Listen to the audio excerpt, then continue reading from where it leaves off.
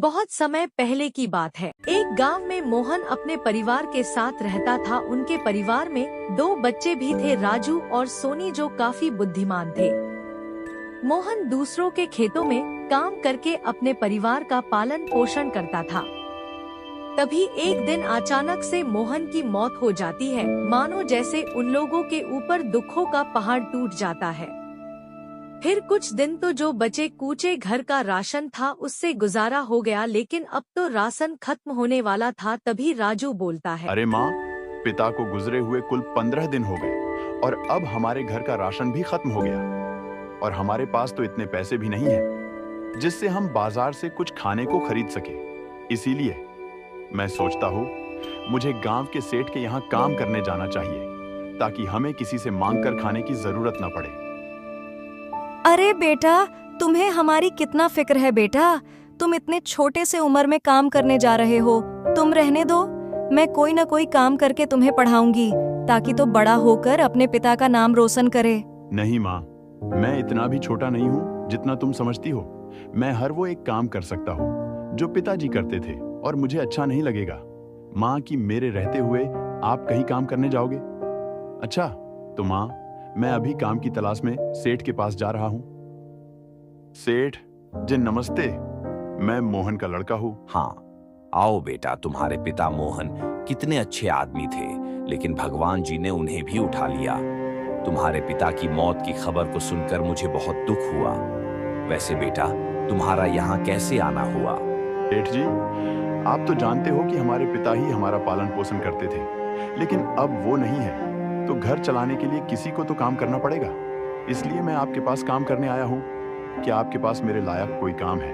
बेटा, अभी तो मेरे पास काम कराने को कोई काम नहीं, और वैसे भी गांव में लोग अपने से ही सब काम कर लेते हैं। अगर बेटा तुम्हें काम ही करना है तो तुम शहर चले जाओ। तुम्हें वहां बहुत काम मिल जाएगा और अच्छे पैसे भी मिलेंगे। ठीक है सेठ जी, आपका बहुत बहुत धन्यवाद। फिर वो अपना बैग पैक करता है और शहर के लिए रवाना हो जाता है। शहर में ऊंची ऊंची बिल्डिंग देखकर रामू चौंक जाता है। तभी उसकी नजर एक होटल पर पड़ती है। फिर वो होटल के अंदर जाता मालिक, है। मैं गांव से शहर में काम करने के लिए आया हूँ। क्या आपके होटल में कोई काम है जिसे मैं कर सकूं? हाँ है, तो तुम कौन सा काम कर लेते हो और तुम्हारा नाम क्या है? मालिक, आप जो कहोगे मैं वो सब कर लूंगा, लेकिन आप मुझे अपने होटल में रख लो। आपका बहुत उपकार होगा। चलो अच्छा, तुम मुझे एक अच्छे बच्चे दिखते हो, इसलिए मैं तुम्हें काम पर रख रहा हूँ और मैं तुम्हें महीने का 10,000 ही दे पाऊंगा। बताओ, करोगे? हाँ मालिक, मैं करने के लिए तैयार हूँ, मैं सब करूंगा। फिर रामू उस होटल में मेहनत और ईमानदारी से काम करता है, जिसके कारण उसको होटल में खूब टिप मिलती थी। वैसे रामू बेटा, तुम्हारा क्या नाम है और तुम्हारे माता पिता कहाँ रहते हैं? जी, मेरा नाम है रामू और मेरी माँ और एक छोटी बहन गांव में रहती है।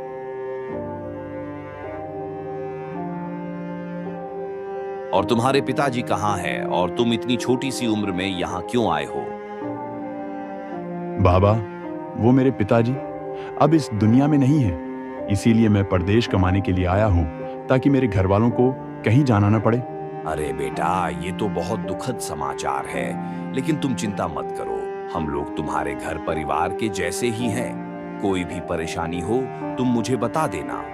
हाँ बेटा, तुम मुझे माई भी कह सकते हो, अगर तुम भी हमें अपना मानते हो तो।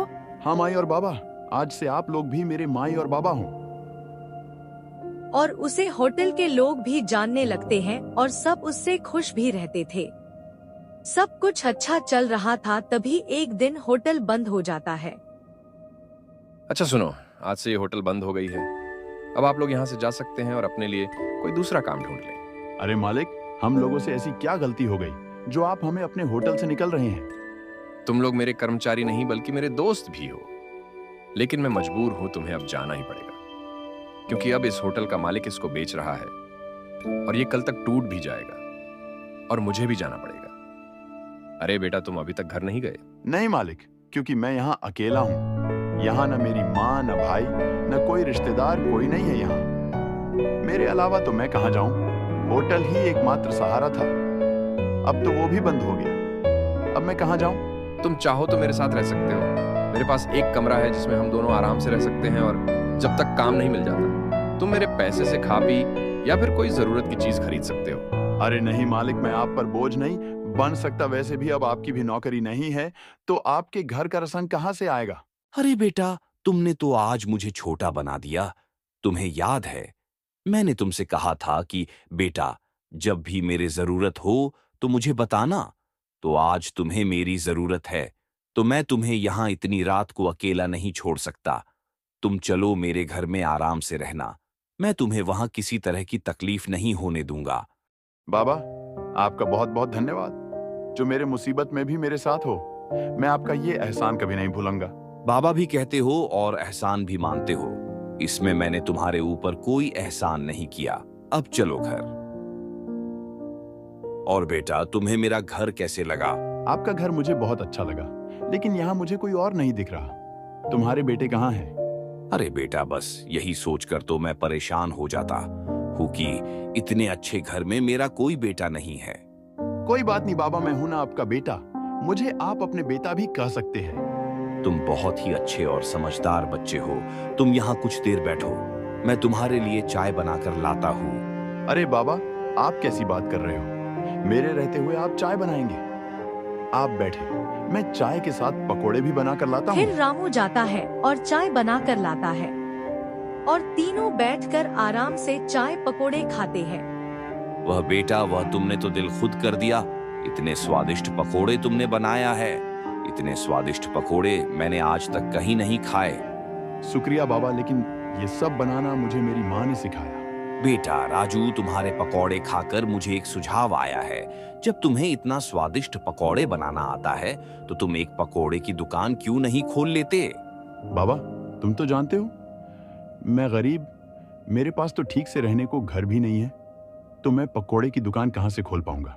अच्छा तो बेटा, तुम मुझसे पैसे उधार ले लो और जाओ अपनी एक नई दुकान खोल लो। नहीं बाबा, मैं आपसे पैसे नहीं ले सकता। अगर मान लो मैं दुकान खोल भी लिया, तो लोगों को मेरे पकौड़े अच्छे नहीं लगे तो मैं तो बर्बाद हो जाऊंगा।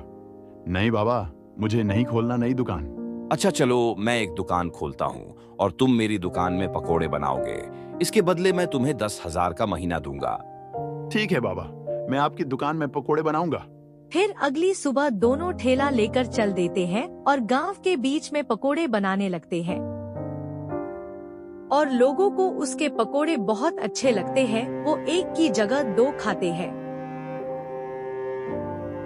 उसके पकोड़े स्वादिष्ट होने की वजह से उसके पास ज्यादा आदमी पकोड़े खाने आते थे, इसलिए वो बहुत जल्दी अमीर हो गया और उसने शहर में ही एक नया घर खरीद लिया। फिर वो गांव से अपने माँ और बहन को शहर में बुला लाया और वो सब खुशी खुशी रहने लगे।